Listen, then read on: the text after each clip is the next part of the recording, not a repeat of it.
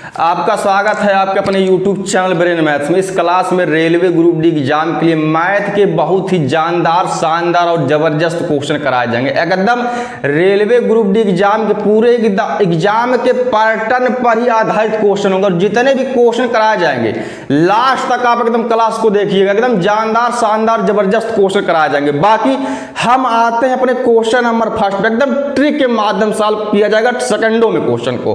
अब आते हैं क्वेश्चन नंबर पहले पे।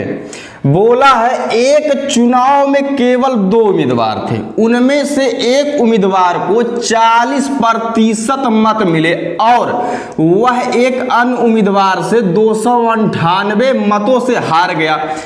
तदनुसार डाले गए कुल मतों की संख्या क्या है। अब पहली बात तो यह है कि उस चुनाव में 2 कैंडिडेट है जो कि क्वेश्चन में बोला गया है। अब यहाँ पे एक है, यहाँ पे एक है। अब इसमें यह बोला है कि उनमें से एक उम्मीदवार को 40% मत मिले। पहली बात तो यह है किसी भी वोटिंग में हमेशा 100% वोट पड़ता है। अब चाहे वो 50 वोट पड़े, चाहे 10,000 वोट पड़े। अब 100% वोट अगर पड़ा है, अब बोला है कि उनमें से एक उम्मीदवार को 40% मत मिले। अगर उनमें से एक उम्मीदवार को अगर 40% अगर मत मिलेगा तो 100 में से जब हम 40 को माइनस करेंगे तो आ जाएगा 60%, यानी कि दूसरे उम्मीदवार को 60% मत मिलेगा। अब हम पढ़ते हैं आगे। वह एक अन्य उम्मीदवार से 298 मतों से हार गया। अब वह एक अन्य उम्मीदवार से 298 मतों से हार गया है। तो अब हम परसेंटेज में यह देख लेते हैं कि यह दूसरे उम्मीदवार से पहला उम्मीदवार कितने परसेंटेज वोट से हारा है। अब यह 60% यह है 40%।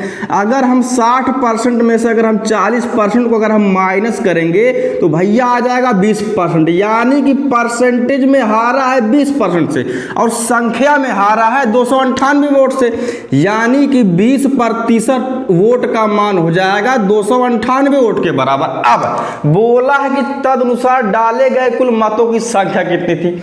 अब डाला गया परसेंटेज में वोट 100%। अब इसी 100% का मान पूछा है तो 100% का हम मान भैया निकाल लेते हैं।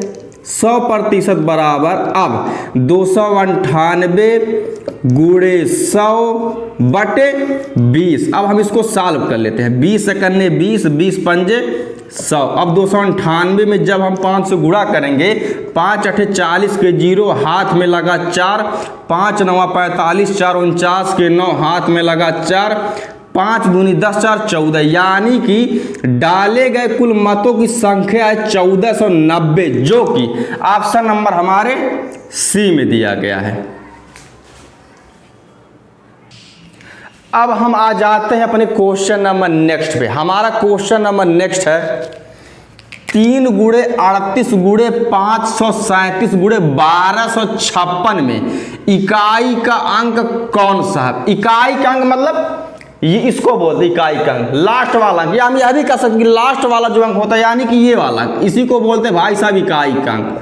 अब इसको बोलेंगे दहाई, इसको सैकड़ा, इसको हजार। बाकी दहाई, सैकड़ा, हजार जो भी है दिस दैट, उससे हमारा लेना देना 1% नहीं है। इसमें केवल हमको इकाई का अंक चाहिए। इकाई का अंक है कौन सा। अब हम उठाते हैं यहाँ से केवल इकाई का अंक, यानी कि 3 बीच में लगा है मल्टीप्लाई का साइन, मल्टीप्लाई यहाँ से उठाते हैं भैया 8, यहाँ से 7, सबको हम गिरफ्तार कर लेते हैं आके 6 यहाँ से उठाते हैं। अब बोला कि इकाई का अंक क्या है। अब हम गुणा कर देते हैं, 3 8 24।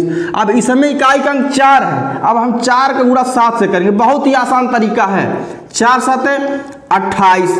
अब इसमें इकाई का अंक 8 है, गुणे 6, 8 6 48। अब इसमें इकाई का अंक 8 है, यानी कि हमारा इकाई का अंक हो जाएगा 8 या 8, जो कि ऑप्शन नंबर हमारे डी में है। अब हम आ जाते हैं अपने क्वेश्चन नंबर नेक्स्ट पे। हमारा क्वेश्चन नंबर नेक्स्ट है 2 शहरों के बीच बस का भाड़ा 5:11 के अनुपात में बढ़ाया गया है। भाड़े में हुई वृद्धि का पता लगा। यदि मूल भाड़ा या ओरिजिनल भाड़ा या पहले का भाड़ा 275 रुपया। अब जैसे अगर हम मान लेते हैं यह भैया है लखनऊ, नवाबों की शहरी, यह है दिल्ली, भारत की राजधानी। अब बोला कि दो शहरों के बीच, यानी कि अगर हमको लखनऊ से अगर हमको दिल्ली जाना है, अब उनका जो बस का भाड़ा है बोला 5:11 के अनुपात में बढ़ाया गया। अब पहली बात तो यह है कि भाड़ा पहले लगता था लखनऊ से दिल्ली जाने में 5 रुपया, लेकिन कुछ समय बाद, या हम यह भी कह सकते हैं थोड़ा सा महंगाई के बाद भाड़ा कितना हो गया 11 रुपया। अब यहाँ पे अगर हम यह देखेंगे कि 11 में से अगर 5 माइनस करेंगे, यानी कि भाड़े में वृद्धि कितनी हुई है 6 रुपये की, 6 रुपये की भाड़े में वृद्धि हुई। अब आगे बोला कि भाड़े में वृद्धि का पता लगा, यदि मूल भाड़ा 575 रुपया है, अब मूल भाड़ा हमारा पहले 5 रुपया लगता था, अब यह रेशियो में है तो भैया यह हम लगा देते हैं, पहले 5 लगता था, वृद्धि जब हुआ है तो 11 लगने लगा है। अब यानी कि 5x का मान है 275 रुपये के बराबर। क्यों? क्योंकि इसमें बोला है मूल भाड़ा पहले हमारा यही था 5x, जब भाड़े में जब वृद्धि हुई है तब हुआ है 11x। अब भाड़े में वृद्धि हुई, अब देखिए x का मान हम निकाल लेते हैं। अब 275 बटे जब हम 5 करेंगे, 5 पचे 25 के 5 पचे 25, 7 में से 2 जा 5, फिर 5 पचे 25, यानी कि 55 बार में 275 5 से कट जाएगा। अब यहाँ पे जो x का मान आया है वह आ गया हमारा 55 रुपया, लेकिन आगे यह बोला कि भाड़े में हुई वृद्धि का पता लगाइए। अब भाड़े में वृद्धि यानी कि लखनऊ से दिल्ली जाने में 6 रुपए की वृद्धि हो गई, यानी कि 6x की। अब इसी का मान पूछा, यानी कि 6x की अगर वृद्धि हुई है, जिसमें x का मान है 55 रुपया, यानी कि 6 गुणे हम 55 कर लेते हैं। 6 पचे 30 के 0, हाथ में लगा 3, 6 पचे 30 3 33, यानी कि 330 रुपए की वृद्धि भाई साहब हो गई, जो कि ऑप्शन नंबर हमारे सी में। एकदम एग्जाम के पैटर्न पर ही क्वेश्चन कराए जाएंगे, हार्ड से हार्ड और आसान से आसान, की कोई भी एग्जाम होता है आसान और हार्ड सब पूछा जाता है, एकदम लेवल से क्वेश्चन कराया जाएगा और ट्रिक के साथ कराया जाएगा। अब हम आ जाते हैं अपने क्वेश्चन नंबर नेक्स्ट पे। हमारा क्वेश्चन नंबर अगला है, एकदम दमदार क्वेश्चन, वो भी ट्रिक वाला। किसी धनराशि पर 5% वार्षिक ब्याज की दर से 2 वर्षों के साधारण ब्याज और चक्रवृद्धि ब्याजों का अंतर जो है 15 रुपया है, तब वह धनराशि है। अब इसका एक सबसे बेहद ही आसान ट्रिक होता है, अगर कभी भी 2 वर्षों के साधारण ब्याज और चक्रवृद्धि ब्याज का अगर अंतर दिया होता है तो सबसे आसान तरीका लगाते हैं, यानी कि डिफरेंस बराबर P मल्टीप्लाई बाई R बटे 100 का होल स्क्वायर। अब वैल्यू को हम यहाँ पे रखते हैं। अब यहाँ पे डिफरेंस कितना दिया, यानी कि अंतर कितना दिया, 15 रुपये का, बराबर P माने हमें पूछा है इस क्वेश्चन, यानी कि मूलधन इस क्वेश्चन में पूछा है, तो P भैया हम लिख देते हैं गुणे या मल्टीप्लाई R बटे 100 का होल स्क्वायर। अब यहाँ पे ब्याज की दर है जो 5% बटे 100 लिखेंगे, लेकिन इसको हम 2 बार लिखें। क्यों? क्योंकि यहाँ पे होल स्क्वायर है, यानी कि गुणे 5। अब यहाँ पे फिर हम 100 से गुणा कर देते हैं। अब हम इसको सॉल्व करते हैं। 5 चकन्ने 5, 5 दूनी 10, 5 चकन्ने 5, 5 चौके 20। अब हम यहाँ पे कोई कटने लायक वैल्यू है नहीं। अब हम जब P का मान निकालेंगे तो पहली बात तो 100 में 4 से जब गुणा करेंगे यहाँ पे आ जाएगा 400। अब 400 का मल्टीप्लाई हम क्रॉस में करेंगे 15 से, यानी क्रॉस मल्टीप्लाई जब हम करेंगे तो 15 चौके 60, उसके बाद हम 2 जीरो लगा देंगे, यानी कि वह धनराशि या मूलधन का मान है 6000 रुपया, जो कि ऑप्शन नंबर हमारे सी में दिया गया है। अब हम आ जाते हैं अपने क्वेश्चन नंबर नेक्स्ट पे। हमारा क्वेश्चन नंबर नेक्स्ट है, ए एक निश्चित कार्य को 32 दिनों में पूरा कर सकता है, बी ए से 60% अधिक कार्य कुशल है, बी अकेले उसी कार्य को कितने दिनों में पूरा कर सकता है। अब इस क्वेश्चन में यह दिया है कि ए एक निश्चित कार्य को 32 दिनों में पूरा कर सकता है, यानी कि ए नाम का जो व्यक्ति है वह एक निश्चित कार्य को 32 दिनों में पूरा कर सकता है। उसके बाद आगे दिया है कि बी ए से 60% अधिक कार्यकुशल है, यानी कि बी नाम का जो व्यक्ति है वह ए के कंपेयर में 60% अधिक कार्यकुशल है। अब अगर बी अगर ए से अगर 60% अगर अधिक कार्यकुशल है तो ए हो जाएगा 100%। अब अगर ए अगर 100 होगा, अगर बी अब ए से अगर 60% अगर अधिक कार्यकुशल है तो 100 में जब हम 60 को जोड़ेंगे तो आ जाएगा 160। अगर अब इसमें अगर कटने लायक है तो पहले हम इसको कट कर लेते, छोटा कर देते, काट करके 0 से 0 कट जाएगा, 2 5 10, रेशियो 2 8 16। अब यक्स यहाँ पर भी लगा देते हैं, यक्स यहाँ पर भी लगा देते हैं। आगे यह बोला है बी अकेले उसी कार्य को कितने दिनों में पूरा कर सकता है। अब पहली बात तो यह है, अब हम पहले टोटल वर्क जान लेते हैं। जब हम टोटल वर्क जब हम जान पाएंगे तभी हम यह ज्ञात कर पाएंगे कि बी अकेले उसी कार्य को कितने दिनों में पूरा कर सकता है। अब यहाँ पे यह दिया है ए एक निश्चित कार्य को 32 दिनों में पूरा कर सकता है। अब यहाँ पे ए का कार्य दिया है कि वह 32 दिन में पूरा कर सकता है। अब ए के रेशियो की मदद से हम यह निकालेंगे कि टोटल वर्क एक्चुअल में करना कितना है। अब यानी कि 5 मल्टीप्लाई यहाँ पे दिया है 5x, यानी कि x का मान यहाँ पे 32 है। अब 5 गुणे जब हम 32 करेंगे यानी 5 दूनी 10, 5 तिया 15, 1 16। अब टोटल जो कार्य है वह करना है 160 काम। अब इसी 160 काम को बी अकेले करना चाहता है या उसे करवाया गया है। अब बी अगर अकेले उसी कार्य को करेगा तो कितने दिन लगेगा। अब टोटल अगर 160 काम है, अब बी की जो इफिशियंसी है 8x है, यानी कि 8x = 160 दिया है। अब x का जब हम मान निकालेंगे तो 160 बटे हम 8 कर देंगे। जब हम इसको काट करके छोटा करेंगे 8 दूनी 16, यहाँ पे लग जाएगा 1 0, यानी कि बी अगर अकेला 160 काम को करता है तो वह 20 दिन का समय लेगा, जो ऑप्शन हमारे डी में दिया गया है। अब हम आ जाते हैं अपने क्वेश्चन नंबर नेक्स्ट पे। क्वेश्चन हमारा अगला है, चतुर्भुज PQRS में यदि कोण Q और कोण S का योगफल 150 डिग्री है, जबकि कोण P और कोण R का जो अनुपात है 4:3 है, तो कोण R की माप क्या होगी। पहले इसमें दिया है कोण Q और कोण S का जो योगफल 150 डिग्री। पहले हम इसको लिख लेते हैं, कोण Q प्लस कोण S का योगफल दिया है 150 डिग्री।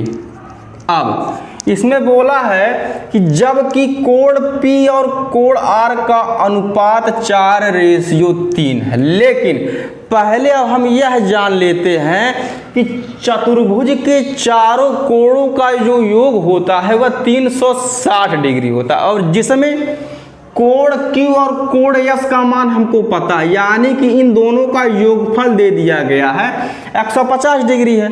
अब अगर कोण Q और कोण S का अगर योगफल अगर 150 डिग्री है तो कोण P प्लस कोण R का हम योग निकाल सकते हैं। कैसे?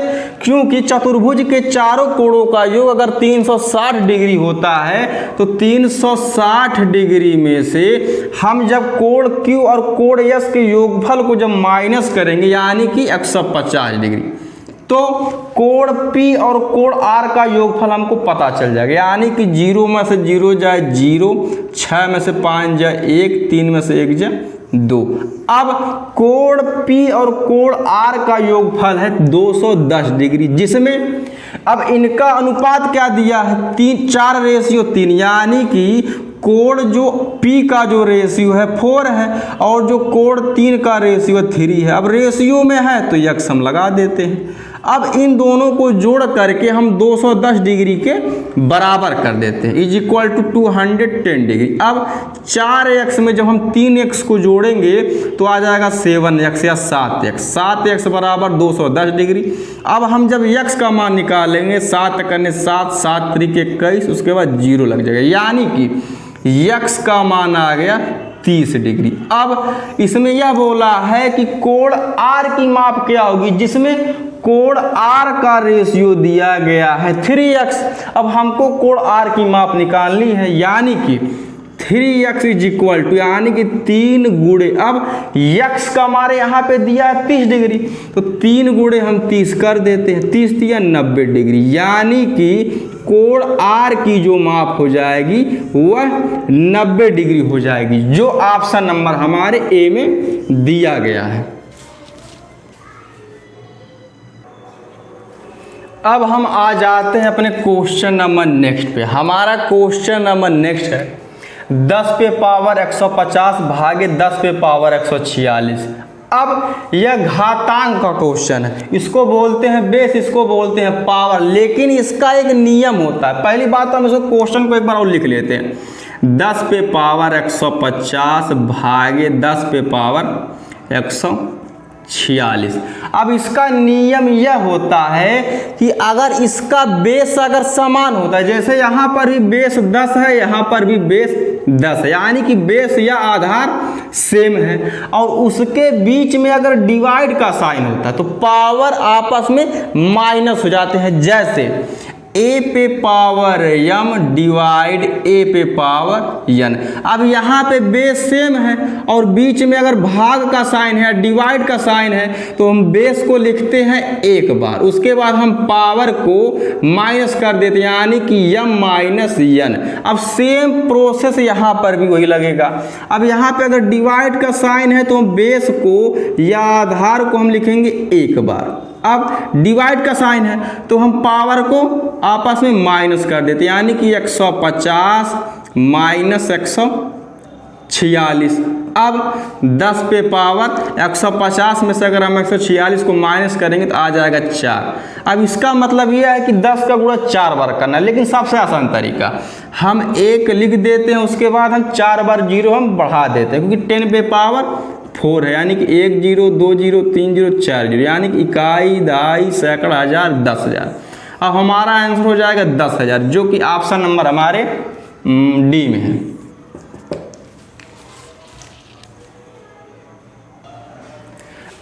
अब हम आ जाते हैं अपने क्वेश्चन नंबर नेक्स्ट पे। हमारा क्वेश्चन नंबर नेक्स्ट है, किसी संख्या को 2 भागों में बांट दिया गया, किसी संख्या को 2 भागों में डिवाइड कर दिया गया जिनका अनुपात 3:4 है, यानी कि 3:4 है। अगर अब रेशियो में है तो हम यक्स से मल्टीप्लाई कर देते हैं। अब यदि पहला भाग 18 है तो दूसरा भाग होगा। अगर हम यहाँ पे देखेंगे, यहाँ पे पहला रेशियो 3x है और यहाँ पे संख्या में दिया कि पहला भाग 18 है, यानी कि 3x बराबर हो जाएगा 18। तो हम x का जब मान निकालेंगे तो 18/3 करेंगे। अब जब इसको हम कट करेंगे तो आ जाएगा 3 छक 18। अब x का मान आ जाएगा 6। अब आगे बोला कि तो दूसरा भाग होगा, अब हमारा दूसरा रेशियो है 4x। अब जिसमें x का मान निकल करके आया है 6, यानी कि 4 गुणे हम 6 कर लेते, 6 चौके 24, यानी कि दूसरा भाग हमारा 24 या 24 हो जाएगा, जो कि ऑप्शन नंबर हमारे सी में दिया गया है।